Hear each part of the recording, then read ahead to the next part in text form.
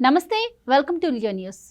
కోట్లు ఖర్చు పెట్టి జగన్మోహన్ రెడ్డి జాతీయ స్థాయిలో అలాగే జాతీయ మీడియాను కూడా వాళ్ళ దృష్టిలో పడేందుకు ఢిల్లీలో ధర్నా అయితే చేశారు. మరి ఆ ధర్నా ఎఫెక్ట్ మరి రాష్ట్ర రాజకీయాల మీద కావచ్చు, అలాగే జాతీయ రాజకీయాల మీద ఎంత మేర ప్రభావం చూపే అవకాశం ఉంది, ఆ ఇంపాక్ట్ మరి ఆంధ్రప్రదేశ్ ప్రజల మీద ఏమన్నా పడే అవకాశం ఉందా, ఇలాంటి విషయాలన్నీ కూడా తెలుసుకుందాం. మనతో పాటు ఉన్నారు సీనియర్ పొలిటికల్ జర్నలిస్ట్ సత్యమూర్తి గారు. నమస్కారం సార్. నమస్కారం అండి. సార్, జగన్మోహన్ రెడ్డి గారు కోట్లు ఖర్చు పెట్టి ఢిల్లీలో ధర్నాకైతే దిగారు. మరి ఆ ధర్నా ఎఫెక్ట్ ఎంత మేర పడే అవకాశం ఉంటుంది, మరి కేంద్రం జోక్యం చేసుకోవాలి దీనిలో అని కూడా అడిగారు. మరి కేంద్రం జోక్యం చేసుకొని చంద్రబాబు గారి మీద ఏమైనా యాక్షన్ తీసుకునే అవకాశం ఏమైనా ఉంటుందంటారా? ఓవరాల్గా మరి రాజకీయాలను అసలు ఇది ఎంత మేర ప్రభావితం చేస్తుంది, అసలు చేస్తుందంటారా లేదంటారా, ఏం చెప్తారు? ఇప్పుడు ఏదైనా ఒక జెన్యున్ కాజ్ మీద చేస్తే ఢిల్లీలో చేయొచ్చు, లేకపోతే అమరావతిలో చేయొచ్చు, విజయవాడలో చేయొచ్చు, గుంటూరులో, ఎక్కడైనా సరే ఒక జెన్యున్ కాజ్ మీద కనుక చేస్తే ఎఫెక్ట్ ఉండటానికి అవకాశం ఉంటుంది ఒక మాజీ ముఖ్యమంత్రిగా. కానీ జగన్మోహన్ రెడ్డికి ఏంటంటే అతనికి కొంచెం అత్యాశ. అంటే తను అధికారం కోల్పోయి ఒక 30 రోజులు 40 రోజులు అయింది. ఈ 30 రోజుల్లోనే అంటే 175 స్థానాల్లో 164 స్థానాలు వచ్చిన పార్టీని పడగొట్టేయాలని, మళ్ళీ తాను ముఖ్యమంత్రి కావాలని అసలు తాపత్రయపడిపోతున్నాడు. ఆ తాపత్రయపడిపోతూ ఇటువంటి పనులన్నీ చేస్తున్నాడు. ఈ లా అండ్ ఆర్డర్ ప్రాబ్లం మీద అసలు జగన్మోహన్ రెడ్డి తప్పు దీన్ని ఎంచుకున్నాడు. లా అండ్ ఆర్డర్ మీద చేయకూడదు. ఇతను లా అండ్ ఆర్డర్ మీద చెయ్యాలి అంటే పరిపాలనలో ఉన్నప్పుడు, అంటే అధికారంలో ఉన్నప్పుడు లా అండ్ ఆర్డర్ని కాపాడిన వాడు ఎవడన్నా ధర్నా చేస్తే దానికి ఏదన్నా శాంక్టిటీ ఉంటుంది. పచ్చిగా కేసులు పెట్టి దుర్మార్గంగా ప్రజలను అణిచివేసి అసలు పౌర హక్కులు లేకుండా చేసిన వాడు నెల రోజుల్లో వెళ్ళిపోయి నన్ను చంపేస్తున్నారు ఏం చెప్తాడైనా? చంపాలంటే నన్ను చంపండి, నా కార్యకర్తలను కాదు. జగన్, నీ కార్యకర్తల్ని నీ పార్టీ నాయకులే చంపుతున్నారు. నీ పార్టీ కార్యకర్తలే కొట్టుకొని ఒకళ్ళనొకళ్ళు నరుక్కొని చస్తున్నారు. గంజాయి ఉంది కదా, నువ్వు తీసుకొచ్చిన గంజాయి మత్తులో వాళ్ళందరూ గంజాయి ఎట్లా స్ప్రెడ్ అయిపోయిందో తెలుసా జగన్మోహన్ రెడ్డి? రాష్ట్రంలో మొత్తం స్కూళ్ళ దగ్గర కూడా అమ్మే స్థితికి గంజాయి వచ్చింది. ఆ మత్తులో నీ పార్టీ కార్యకర్తలు ఒకళ్ళనొకళ్ళు నరుక్కొని చచ్చిపోతున్నారు. నువ్వు వెళ్ళి ఢిల్లీలో ధర్నా చేసి నేషనల్ మీడియాలో చాలా పెద్ద ప్లాన్ వేశాడు జగన్మోహన్ రెడ్డి. ఏంటి అంటే మొత్తం నేషనల్ మీడియాలో మనం ఢిల్లీ వెళ్ళిపోతే అందరూ వచ్చేస్తారు, అసలు మొత్తం కవరేజీ బ్రహ్మాండంగా వస్తుంది.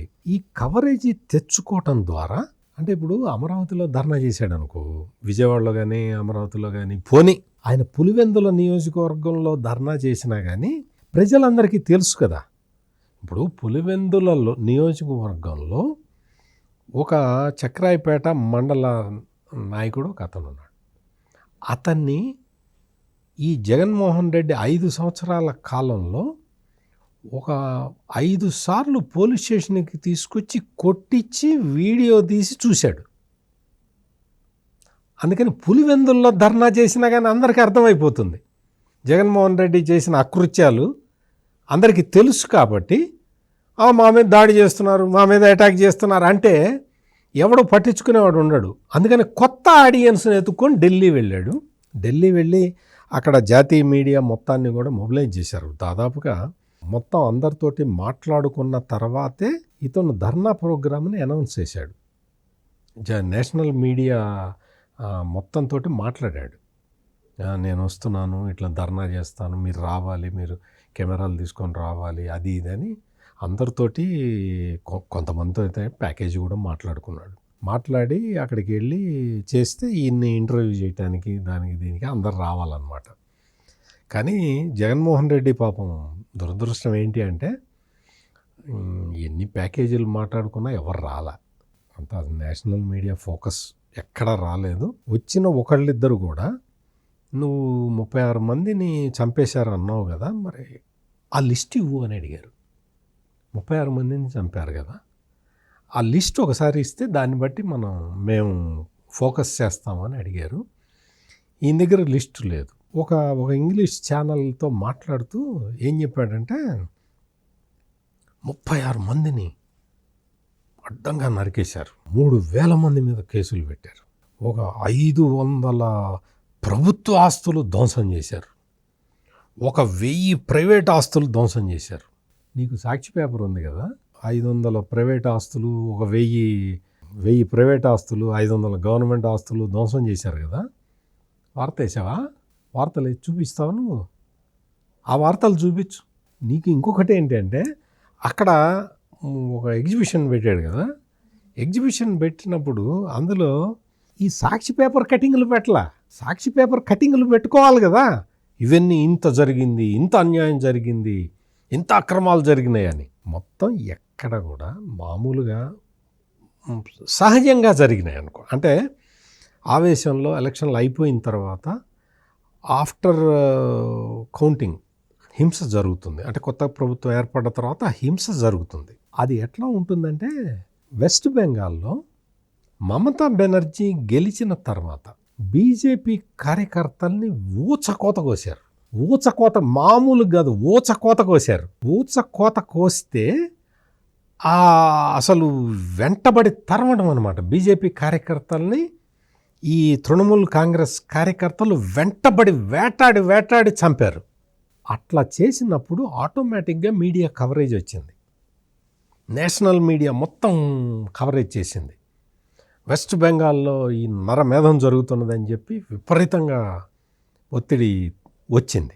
మమతా బెనర్జీ దాన్ని కంట్రోల్ చేయలేక ఫెయిల్ అయింది.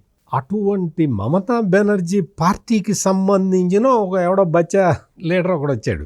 వచ్చి అసలు ఆంధ్రప్రదేశ్లో అసలు ముఖ్యమంత్రిగా జగన్మోహన్ రెడ్డి ఉన్నప్పుడు చాలా బాగుంది, ఇప్పుడైతే పాపం ఓడిపోయాడు కానీ భవిష్యత్తులో ప్రైమ్ మినిస్టర్ అవుతాడని చెబుతాడు.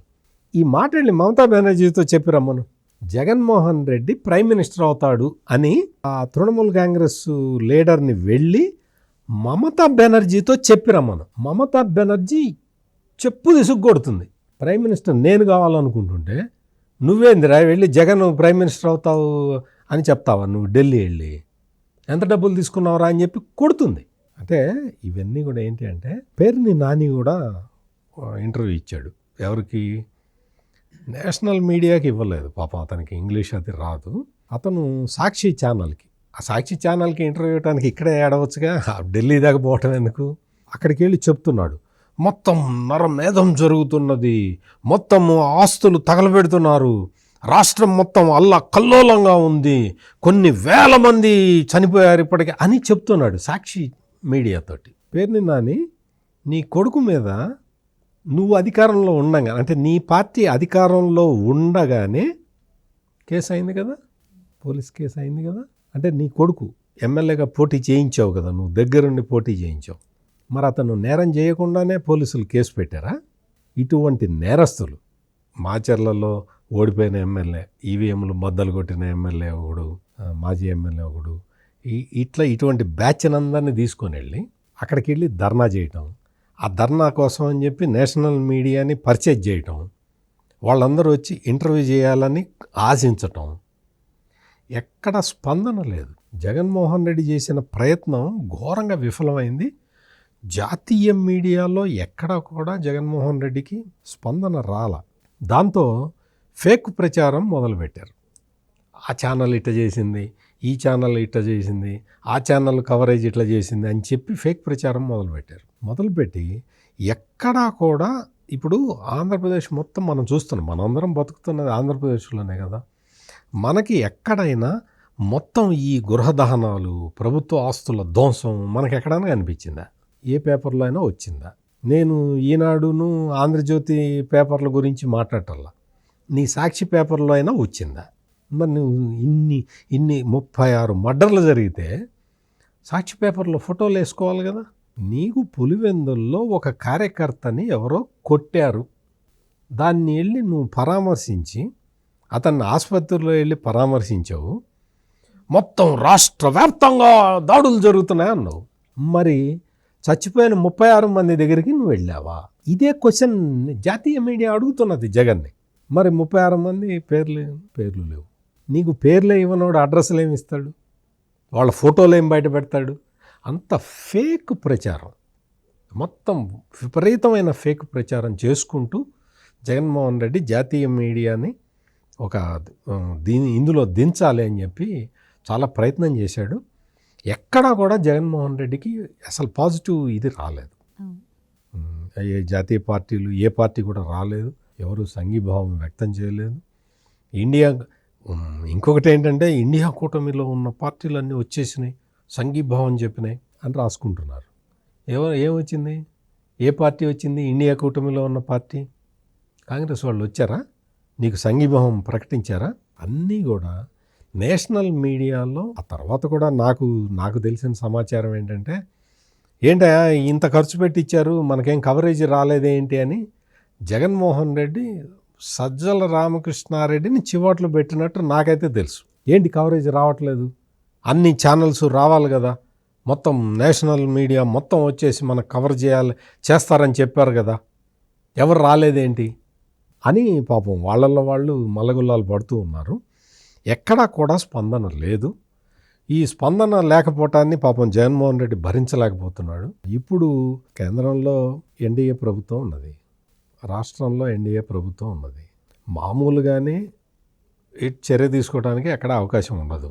అసలు నీకు ఎక్కడైనా ఇన్సిడెంట్స్ జరిగితే కదా, ఇన్సిడెంట్స్ జరుగుతూ ఉంటే కేంద్ర ప్రభుత్వం అయినా చెప్తుంది, అయ్యా లా అండ్ ఆర్డర్ కాపాడండి అని చెప్తుంది. అసలు ఇన్సిడెంట్సే లేవు, ఎక్కడా జరగట్లేదు, అంత ప్రశాంతంగా ఉన్నది. మీకు వినుకొండ గంజాయి సంఘటన గంజాయి మత్తులో జరిగింది అనేది చాలా స్పష్టంగా వాళ్ళ పార్టీ నాయకుడే చెప్పాడు. మీరు అన్నట్టు గంజాయి విషయానికి వస్తే, మీరు ఇందాక ఒక మాట అన్నారు, పేర్ని నాని మాట్లాడారు అని చెప్పి. పేర్ని నాని వాళ్ళ కొడుకు మీద కేసు అయితే ఎలక్షన్స్కి ముందే పోలీస్ స్టేషన్కి ముందుకెళ్ళి బైఠాయించి పోలీసుల మీద కూడా తిరగబడ్డది మనం చూసాము. ఇప్పుడు ఆయన వచ్చి ఢిల్లీలో కూర్చొని అట్లా మాట్లాడుతున్నారు అంటున్నారు. సో ఇంకొక విషయానికి వస్తే ఢిల్లీలో ధర్నా, అసలు అతను ఎక్కడో వినుకొండలో చనిపోతే, ఎవరైనా ఏదైనా అయ్యి చనిపోతే రాష్ట్ర గవర్నమెంట్ ముందో అట్లా వెళ్ళి ధర్నా చేస్తారు. ఈయన చేస్తే వినుకొండలో చేయొచ్చు కదా, వినుకొండ చేస్తే ఆయనకి న్యాయం జరుగుతుంది అనుకోవచ్చు. ఒకవేళ అన్యాయంగా చనిపోతే ఢిల్లీ వెళ్ళి చేయడానికి అసలు అర్థం ఏమైనా ఉందంటారా? అండ్ ఇంకోటి, గంజాయి విషయానికి వస్తే పోలీసులు అయితే తేల్చి చెప్పారు అది గంజాయి తాగడం వల్ల చనిపోయిందని. ఇక కేసు పూర్వపరాల్లోకి పోతే జగన్మోహన్ రెడ్డి హయాంలోనే అంటే మద్యపాన నిషేధం చేస్తామని చెప్పి రేట్లు ఎక్కువ పెంచడం వల్ల అవి పెట్టి కొనలేక నాడు సారాయికి గంజాయి తక్కువ కాబట్టి అలవాటు పడ్డారు. ఈవెన్ గంజాయి ఇంట్లో పండించారు, అలాగే బండ్ల మీద పెట్టి కూడా అమ్మారు. అలా అమ్మడం వల్లే వీళ్ళందరికీ గంజాయి దొరికి బానిసలే ఇలా హత్యలు జరుగుతున్నాయని కూడా అసెంబ్లీలో చంద్రబాబు గారు చెప్పడం జరిగింది. సో ఇదంతా తిప్పి చూస్తే మరి జగన్మోహన్ రెడ్డి గారి పరిపాలన వల్లే ఇదంతా జరిగింది అని కూడా అంటున్నారు. మీరేం చెప్తారండి? ఖచ్చితంగా ఇప్పుడు జగన్మోహన్ రెడ్డి పరిపాలన వల్లే ఇన్ని రకాల క్రైములు పెరిగిపోయినాయి మొత్తం రాష్ట్రంలో. క్రైమ్ రేటు పెరగటంటే ఏంటి, దానికి ఏంటి కారణం?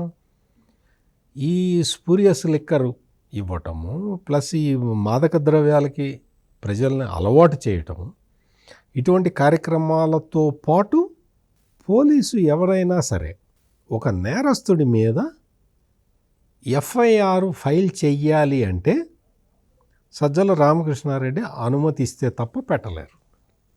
ఇదేమి లా అండ్ ఆర్డరు? దీన్ని లా అండ్ ఆర్డర్ అంటారా? ఇప్పుడు కొన్ని నేరాలు జరుగుతున్నాయి, నేరాలు జరిగిన తర్వాత వెంటనే అరెస్ట్ చేసి కేసు బుక్ చేస్తున్నారు, ఎఫ్ఐఆర్ ఫైల్ చేస్తున్నారు, అరెస్ట్ చేస్తున్నారు, దాని మీద న్యాయపరంగా చర్యలు తీసుకుంటున్నారు. ఇప్పుడు కూటమి ప్రభుత్వం వచ్చిన తర్వాత మరి ఆ పని జగన్మోహన్ రెడ్డి ఎందుకు చేయలేదు? ఇన్ని వేల కేసులు ఎట్లా వచ్చినాయి? నువ్వు ఇంతమంది బాధితులు ఎట్లా తయారయ్యారు?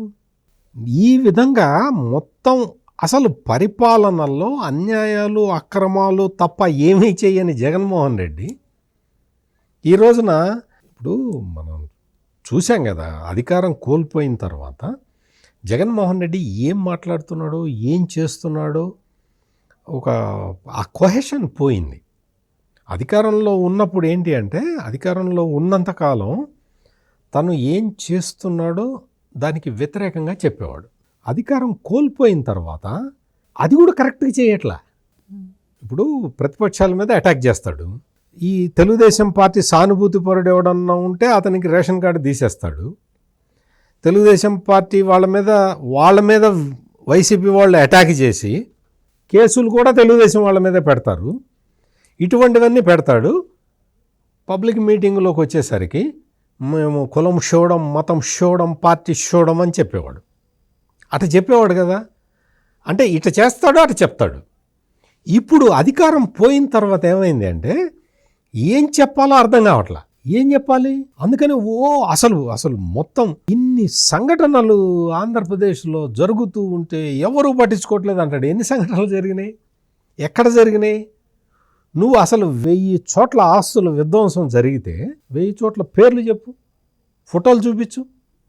ఈ రోజున చంద్రబాబు నాయుడు ఒక లా అండ్ ఆర్డర్ మీద శ్వేతపత్రం ఇచ్చాడు. అన్ని ఫోటోలు చూపించాడా? అన్ని పేర్లతో సహా చెప్పాడా? ఏమేం కేసులో చెప్పాడా? మొత్తం అన్నీ వివరంగా ఇచ్చారు కదా శ్వేతపత్రంలో. నువ్వు ఈ 40 రోజుల పాలనలో ఇదిగో ఇక్కడిక్కడ లూటీలు జరిగినాయి, ఇక్కడిక్కడ ఇది జరిగినాయి, దౌర్జన్యాలు జరిగినాయి. అసలు ఇవన్నీ ఏందో 36 మంది పేర్లు ఇవ్వు. 36 మందిని చంపారు అని నువ్వే కదా చెప్తున్నావు. 36 మంది పేర్లు ఇవ్వు. ఆ పేర్లు ఇవ్వకుండా అసలు ఆ పేర్లే ఎవరు చచ్చిపోయారో నీకు తెలీదా? నేషనల్ మీడియా కూడా ఇదే అడుగుతున్నది, పేర్లు ఇవ్వమని అడుగుతున్నది. అసలు అవాస్తవాలు ప్రచారం చేయటంలో జగన్మోహన్ రెడ్డి సిద్ధహస్తుడు. ఆ ప్రయత్నంలో భాగంగానే ఢిల్లీలో ధర్నా చేశాడు. ఆ ధర్నా దీన్ని ఆధారంగా చేసుకొని మనం ఏదో ఒక జాతీయ స్థాయిలో పెద్ద అసలు ఇంకొక పాయింట్ ఏంటంటే మా అన్న సింహము సింగిల్గా వస్తాడని చెప్పాడు కదా. మరి కకృతి ఎందుకు? మాకు అఖిలేష్ వచ్చాడు, ఏఐడిఎంకే ప్రతినిధి వచ్చాడు, మాకు తృణమూల్ కాంగ్రెస్ నుంచి ప్రతినిధి వచ్చాడు. వీళ్ళందరూ సపోర్ట్ ఎందుకు? మీ అన్న సింగిల్ కదా, సింహం కదా. మరి సింహం సింగిల్గా ఢిల్లీ ఎందుకు పోలేదు? వీళ్ళందరినీ వెంటేసుకొని ఎందుకు పోయింది సింహం సింగిల్గా? ఈ సింహం అఖిలేష్ సహాయం ఎందుకు కోరుతున్నది? అఖిలేష్ ఎందుకు కావాలి? ఆ తృణమూల్ కాంగ్రెస్ ఆ లీడర్ ఎవరికి కావాలి? లేకపోతే ఆ తంబిదొరయో ఎవరో ఆ ఏఐడిఎంకే లీడర్ ఆయన ఎందుకు రావాలి? వీళ్ళందరూ ఎందుకు నీకు? నువ్వు సింగిల్ సింహం అని కదా. మొత్తం ఎక్కడ కూడా వీళ్ళందరూ వచ్చినా కానీ, వీళ్ళు 2-3 వచ్చారు. ఈ 2-3 వచ్చినా కానీ జగన్మోహన్ రెడ్డి ఇమేజ్ పెరగకపోగా చాలా డ్యామేజ్ అయింది. అసలు జగన్మోహన్ రెడ్డికి ఇమేజే లేదు. నిన్న మొన్నటి వరకు ముఖ్యమంత్రి పదవిలో ఉన్నాడు కాబట్టి కొంత కవరేజ్ వచ్చేది. ఇప్పుడు అతను చెబుతున్నవన్నీ అబద్ధాలు అనే విషయం నేషనల్ మీడియాకి స్పష్టంగా తెలుసు. కాబట్టి మీకు ఒక చిన్న ఉదాహరణ చెప్తా. జగన్మోహన్ రెడ్డి అధికారంలో ఉండంగా మాచర్ల, పల్నాడు జిల్లాలో మాచర్ల, గురజాల అసెంబ్లీ సెగ్మెంట్లలో తెలుగుదేశం పార్టీ కార్యకర్తల్ని ఊచకోత కోసి గ్రామాల నుంచి బహిష్కరిస్తే వాళ్ళందరూ కూడా వచ్చి గుంటూరులో తెలుగుదేశం పార్టీ ఏర్పాటు చేసిన శిబిరాల్లో తలదాచుకున్నారు. ఆ రోజున తెలుగుదేశం పార్టీ ఒక ప్రోగ్రాం పిలిపించింది, వాళ్ళందరికీ మీరు సహాయం చేయండి అని. ఆ ప్రోగ్రాంకి నేషనల్ మీడియా మొత్తం వచ్చింది. నేషనల్ మీడియా మొత్తం ఎవరు ఎటువంటి ప్రయత్నం కూడా చేయలే. మీరు ఇక్కడ ఊళ్ళ నుంచి వెళ్ళగొడుతున్నారు తెలుగుదేశం వాళ్ళని, లేదు మొండికేసి ఉన్న వాళ్ళని కొడుతున్నారు, చంపుతున్నారు అన్న వార్త దేశం మొత్తం దావానలంలాగా వ్యాపించింది. మొత్తం నేషనల్ మీడియా అంతా ఫోకస్ చేసింది. అంటే నిజంగా ఇష్యూ ఉంటే జాతీయ మీడియా ఫోకస్ చేస్తుంది. నీకు అసలు ఇష్యూనే లేనప్పుడు ఎవడొస్తాడు? నీ ప్రోగ్రామ్ని ఎవడు కవరేజ్ చేస్తాడు? నువ్వేదో ప్యాకేజ్ ఇచ్చి ఏదన్నా మేనేజ్ చేద్దాం అనుకున్నా నేషనల్ మీడియా ఎందుకు ఫోకస్ చేస్తుంది? అందుకనే అసలు ఇష్యూ లేదు కాబట్టి జగన్మోహన్ రెడ్డి చెప్పిన మాటల్ని ఏ మీడియా కూడా ఫోకస్ చేయలేదు. Thank you so much. నమస్కారం అండి.